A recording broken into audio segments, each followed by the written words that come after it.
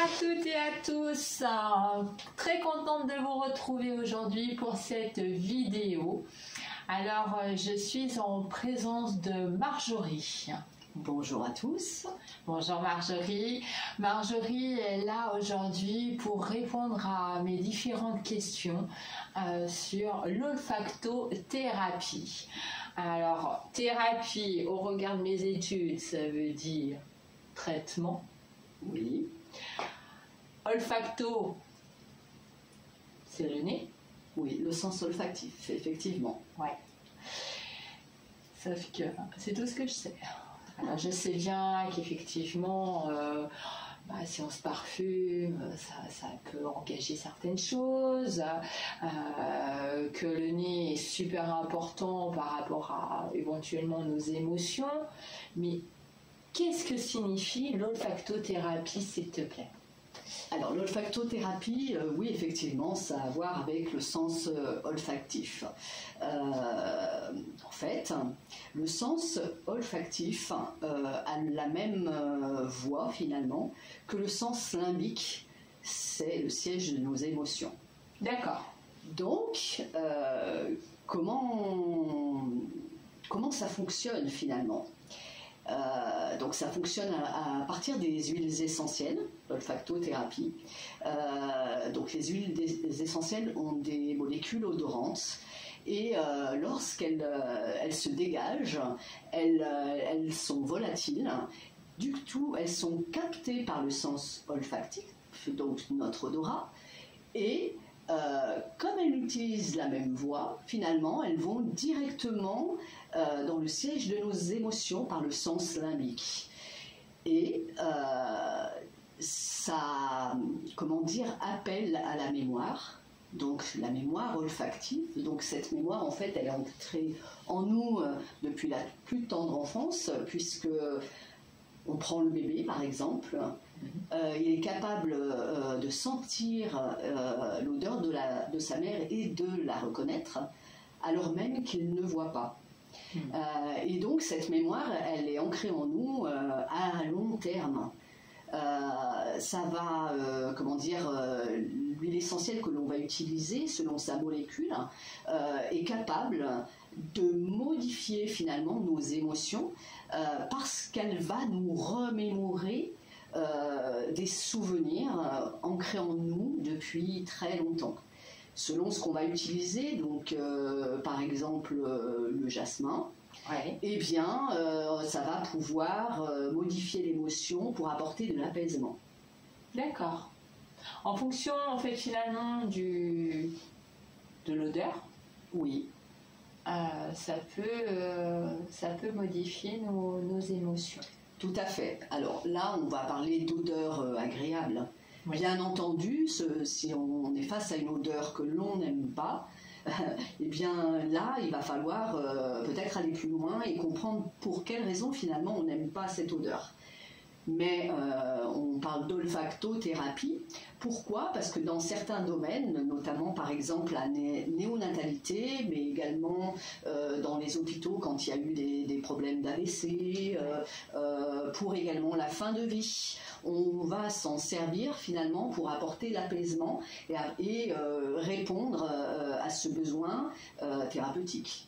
Donc là, on ne parle pas finalement d'une odeur que l'on n'aime pas et où il faudrait intervenir avec un travail pour essayer d'aider la personne à dépasser finalement cette problématique. Là, on répond à un besoin pour finalement apporter un apaisement ou bien, par exemple, un peu plus de confiance en soi, de la douceur, pour ramener en fait la personne et surtout amener dans l'instant présent la personne à un état de mieux-être.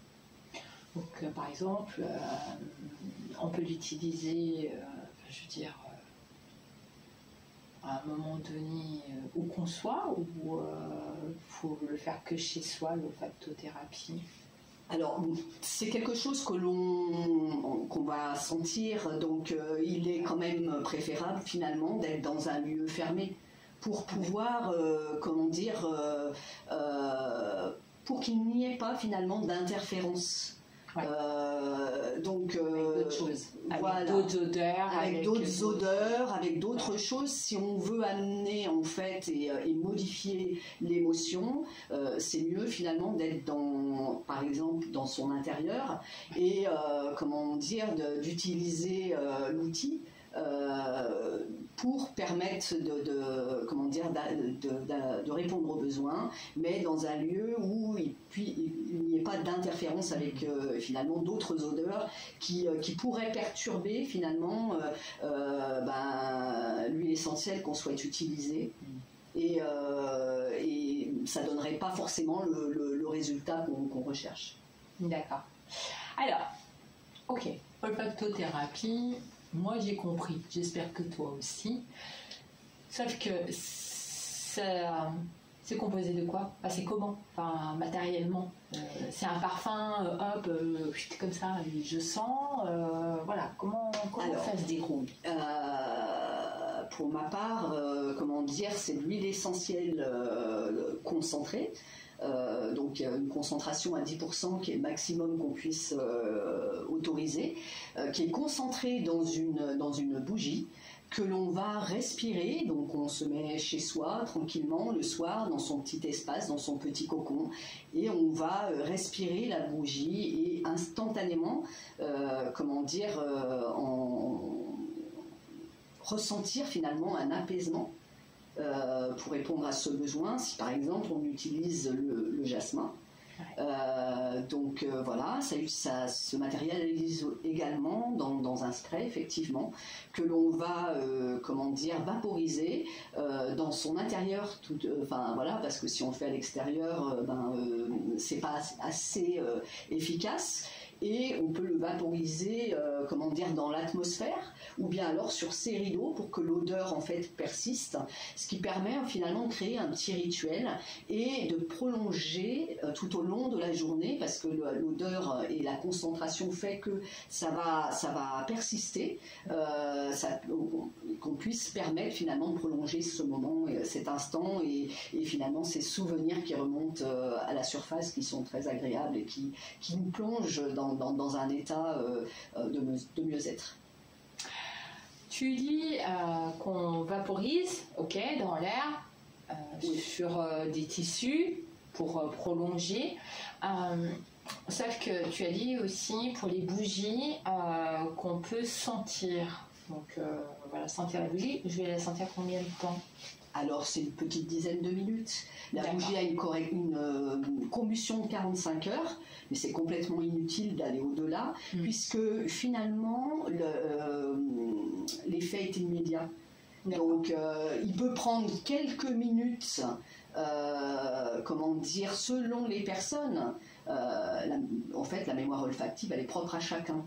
Et les souvenirs qui vont remonter à la surface à plus ou moins long terme peuvent être immédiat dans un premier temps avec la sensation, mais dans les minutes qui suivent d'autres souvenirs arrivent parce qu'on est allé creuser, parce qu'on est dans cette sensation et que du coup la mémoire se met en route et voilà, donc une dizaine de minutes suffit.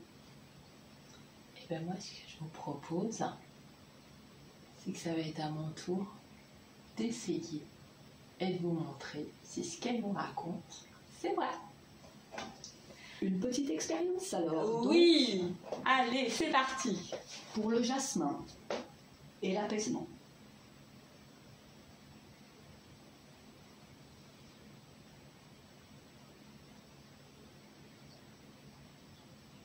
Ah, c'est marrant.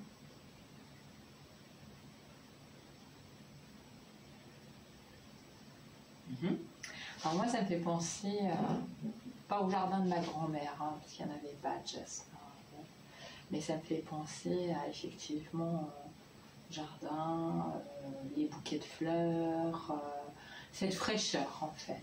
La fraîcheur, l'environnement fleuri. Oui, même printanier. Printanier, ouais. Donc le printemps. Ouais, le printemps. C'est une belle saison pour toi, le printemps?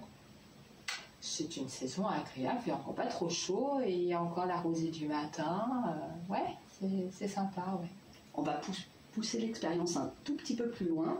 Alors bon. Donc, avec le spray, donc je vais te demander de fermer les yeux pour pas qu'il y ait de... Et on va utiliser donc le spray, toujours au jasmin.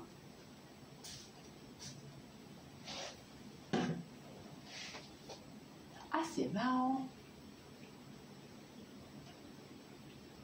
Ah, le spray, c'est plus fort qu'à la bougie.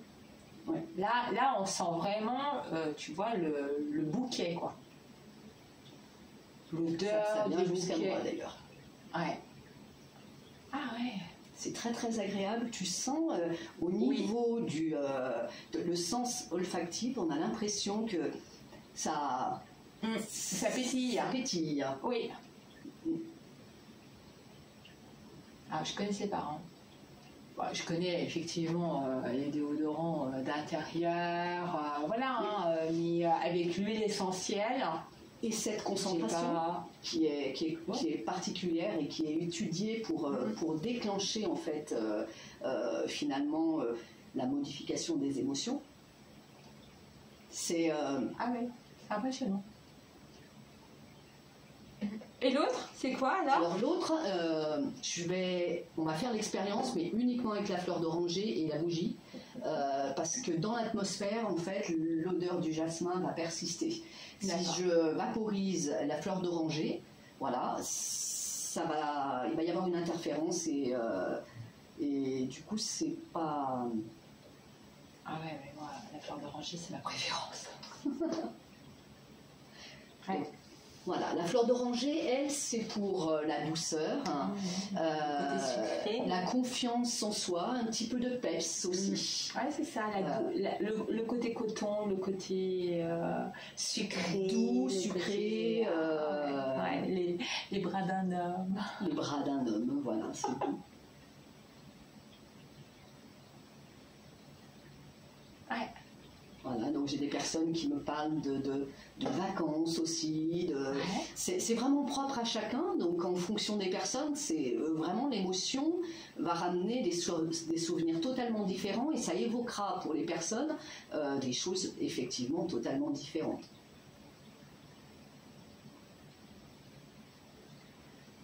Je sais que voilà, ce sont des produits que tu vends. L'olfactothérapie, tu fais tester les personnes et en général, il n'y a que ces deux parfums. Alors, pour l'instant, oui, on est sur ces deux besoins, on va dire parfum, mais deux besoins. Donc, l'apaisement qui va répondre à des personnes qui sont, par exemple, angoissées, qui sont stressées, qui ont des problèmes d'endormissement, qui ont besoin de cet apaisement. La fleur d'oranger, elle, ça va plutôt être adapté à des personnes qui ont besoin de douceur, qui, par exemple, ont perdu un être proche. Qui sont dans un état présent un peu triste, comment dire, dépressif, qui sont vraiment pas bien, qui ont vraiment besoin d'un petit peu de gaieté, de peps. Et automatiquement la confiance en soi vient parce que quand on est heureux, on ose, on a envie et on fait les choses. Mais tu as raison, ça c'est une des étapes donc, qui peut être utilisée séparément ou sous forme de rituel pour prolonger l'événement, le moment. Par contre, on le met également dans des cosmétiques.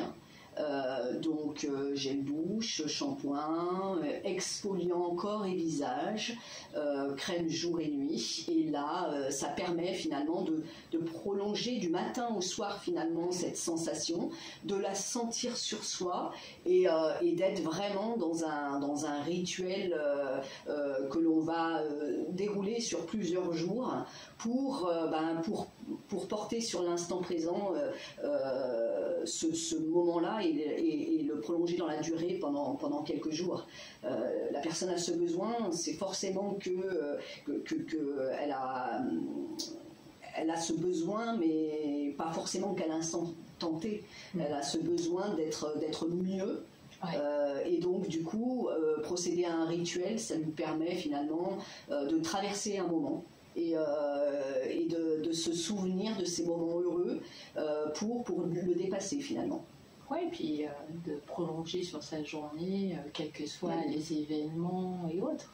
Donc on l'a pour l'atmosphère, on l'a par la bougie, on l'a dans différents produits corporels, dans tes clients à qui tu fais effectivement le test de l'olfactothérapie. Laquelle des deux, fleur d'oranger, jasmin, qui a le plus de succès? Alors, à ton avis, tu dirais laquelle? Je vais répondre que moi, ça serait la fleur d'oranger. Alors, voilà. Parce que c'est ton choix et ton besoin du moment. Donc, pour répondre à ta question, c'est le jasmin qui remporte le palmarès. Donc c'est vraiment comme si finalement, puisque j'ai fait tester en fait les produits à plus de 300 personnes depuis que je les ai découverts, hein, c'est-à-dire le 23 juin, c'est vraiment le jasmin qui ressort et finalement ce besoin que tout le monde exprime, ce besoin d'apaisement. Ouais, moi j'ai besoin de douceur. Et c'est bien normal. Et une gamme répond à ton besoin. Eh bien écoute, moi je te remercie. Merci, j'espère que ça a répondu éventuellement à tes questions sur qu'est-ce que l'olfactothérapie et puis qu'est-ce que ça peut apporter. Maintenant, si tu veux toi aussi découvrir, rencontrer les bougies, les parfums d'ambiance, découvrir la gamme corporelle et puis les bienfaits, hein. Oui. Tu fais des ateliers, on peut trouver en plus toutes ces coordonnées en dessous dans la description de la vidéo. Et puis, merci beaucoup. C'était un plaisir. Alors, je vous donne rendez-vous dans la description pour découvrir les bienfaits magiques de l'olfactothérapie dans votre quotidien. Et puis, je vous souhaite un très bon cheminement et à très vite. Bonne journée à tout le monde. Au revoir.